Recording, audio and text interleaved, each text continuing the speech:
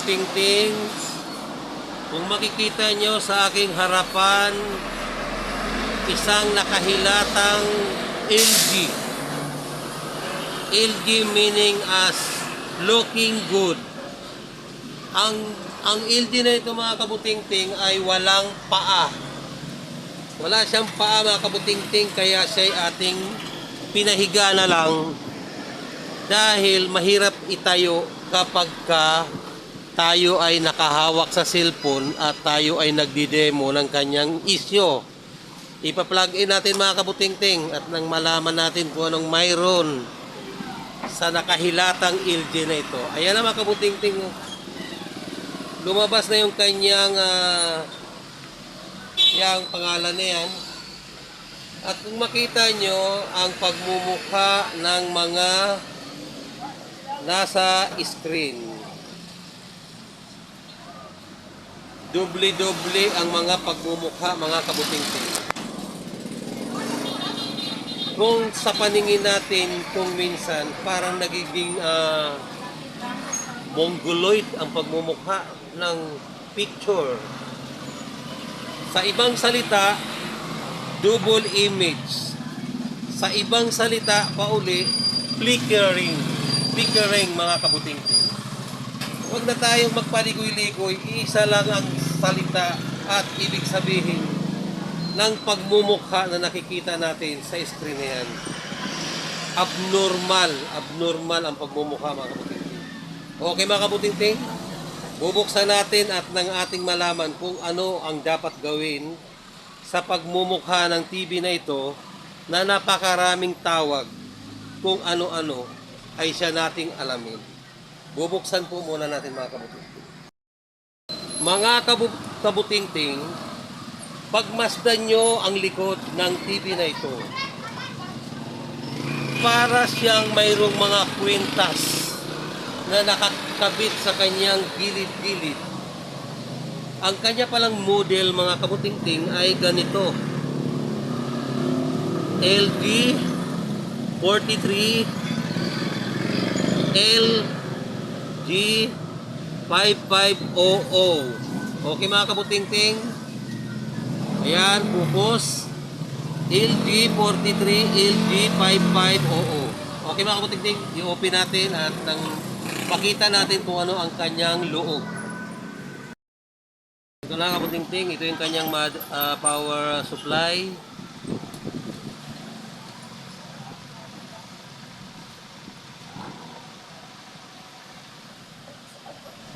Ito naman yung kanyang tikon.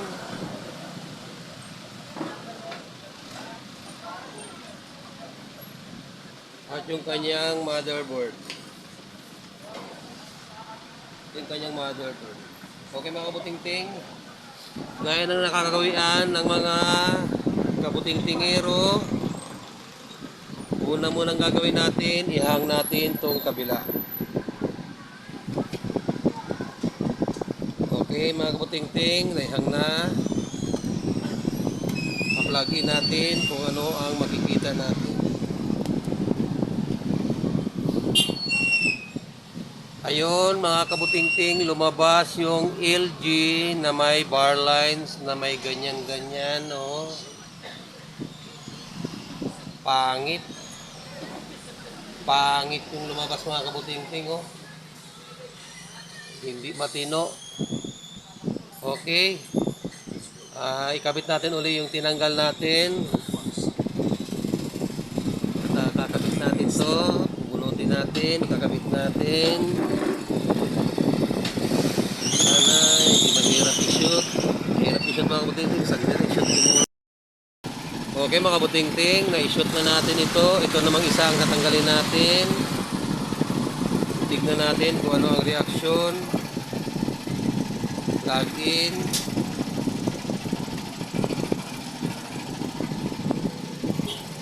Ayun mga kabutingting. Wala.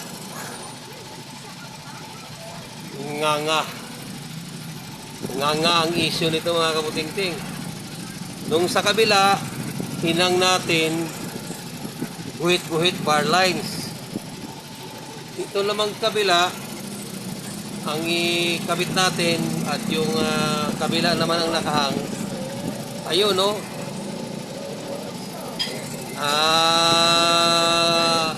Naka-double image pa rin. Duduble ang tao, mga kaputing-ting. Okay, mga kaputing-ting, sa ganitong issue, mga kaputing-ting, hangin, no? Sa ganitong issue, ay wala na tayong pwedeng gagawin nito, mga kaputing-ting. Unang-una, kabilaan na yung problema. Ang gagawin natin dito, mga kaputing-ting, i-modify natin yung voltahe. Yung voltahe, mga kaputing-ting, yung bang pabago-bago, yung negative 10, negative 10, tapos magiging positive 30. Yung voltahe, mga kaputing-ting, na bumabayo, kung bumabayo, mga kaputing-ting, na voltahe, yun ang kailangan nating i-fix. I-fix natin siya sa hindi bumabayo. Yung bumabayo, pahintuin natin para yung pag-flicker ng screen ay huminto rin. Okay, mga kaputing-ting, gagawin ko lang muna at medyo mahirap kasi ang paggagawa noon. Pag nagawa ko na, mga kaputing-ting, ay paliwanag ko na lang sa inyo kung papaano ko siya ginawa. Okay, gagawin ko muna. Kaputing-ting, ito na. Na-modify na natin yung kanyang tikon para tumigil na yung pagtatalon-talon niya. Kung makita niyo, mga kaputing-ting, ayan yung kanyang connection. Okay? Yung dalawa na yan, kung makita nyo, yung dalawa na yan na magkasama na yan, yan yung swapping voltage, yung pabago-bago yung kanyang voltahe, yung pabayo-bayo. Number 10 yan at saka number 12. May pagitan ko na number 11 yan. Yung number 11 hindi kasama. So number 10 at saka number 12. Kinat ko po yan, mga kaputing-ting. Kung makita nyo, nakakat siya. Oh. Ito yung number 10. Ito yung number 12, nakakat. Tapos yung pinagputulan po dito sa may patungo na sa may tiko natin, pinagsama yan, direkta patungo sa BGH, fix 30 volts. Okay, mga kaputing-ting, tatanggalin ko yung ating microscope. Papakita ko sa inyo ng live dito sa may tikon yung kanyang connection. Ayan, mga kaputing-ting, kung makikita nyo, pasensya na kayo at masyadong nakazoom. Malakas ang galaw ng camera pag nakazoom, mga kaputing-ting. Ayan po ang kanyang connection, no. Number 12 at saka number 10 magkasama patungo sa BGH. Ngayon, pagmasdan po natin, mga kaputing-ting,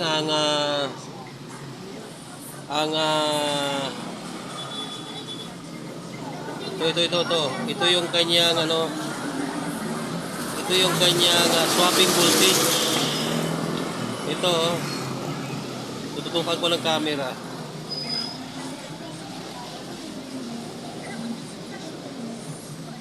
Ayan, mga kaputing-ting, kung makita nyo, nakapix na siya. Ayan, fix 34 volts ang ating swapping voltage. Okay, mga kaputing-ting, silipin lang natin ang ilalim kung nag-improve ba yung ating flickering double image mongoloid picture. Titignan po natin, mga kabuting-ting. Kung makikita nyo, mga kabuting-ting, ay medyo hindi na siya nagpi-flicker. Pagmasdan nyo ang mga sulat ng palabas at maski sa kanyang palabas na rin, hindi na siya nagmumungguloid ang tao, mga kabuting-ting. Ayan, kung makita nyo. Pero may konti pa siyang issue. Minsan nanginginig pa rin siya. Ngayon, gagawin natin, mga kaputing-ting, gagamit tayo ng boost converter kagaya nito, mga kaputing-ting. Kagaya niyan, mga kaputing-ting, ito na. Kung makikita nyo, yung ating boost converter ay nakakunik yan dito sa ating sa ating tikon. Ayun na ako ting-ting oh. Nakakunik yan siya dito sa ating tikon. Ayan oh. 14 volts. 15 volts ang voltahe pala nitong LD na to. Ito oh. Ganun din siya dito oh. Oh, ayan mga kabuting-ting oh, 14. Pero yung out niya, tingnan nyo, 35 volts mga kabuting-ting. Fix. Modify po yung mga kabuting-ting oh. Kung matandaan nyo, dito yung nakakabit kanina sa may BGH niya. Sa may BGH niya kanina nakakabit mga kabuting-ting. Kung may measure nyo naman yung nasa BGH niya, ayan oh, may measure nyo, BGH niya, ay mayroon po siyang BGH, ayan, mayroon po siyang 33 volts mga kabuting-ting yung BGH. Ayan po siya oh.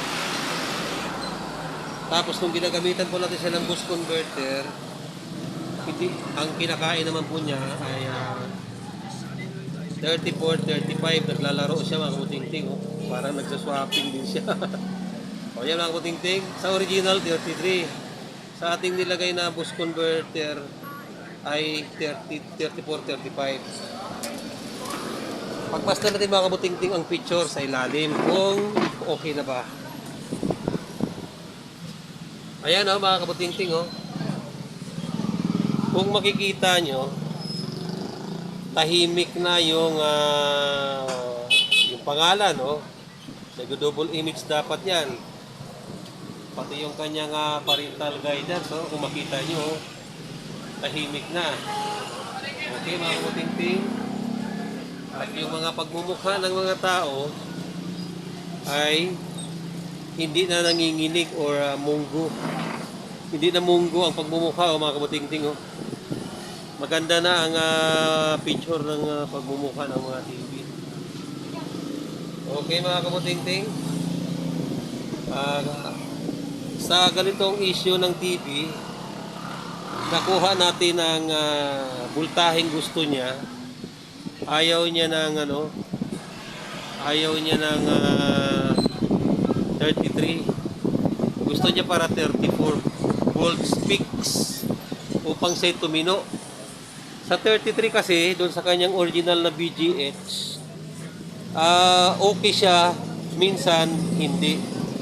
Pero ito mga kabuting-ting yung 34, talagang okay na siya. Ting-ting.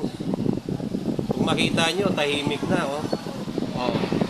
Diba? Tahimik na yung pagmumukha ng ating TV. Hindi na siya nagpi-flicker mga kabuting-ting. Matino na siya oh. Okay? Kung makita nyo ang kanyang pagmumukha at yung kanyang likod, ang kanyang pangalan ay tahimik ng hindi na siya nagagalaw-galaw na parang akala mo aligaga. Mayroon lang tayong kunting napupuna dito mga kabuting-ting. Ang kanyang bandang gawing ilalim dahil nakabaliktad po yung ating TV, may kunti po siyang pile line, fair lines.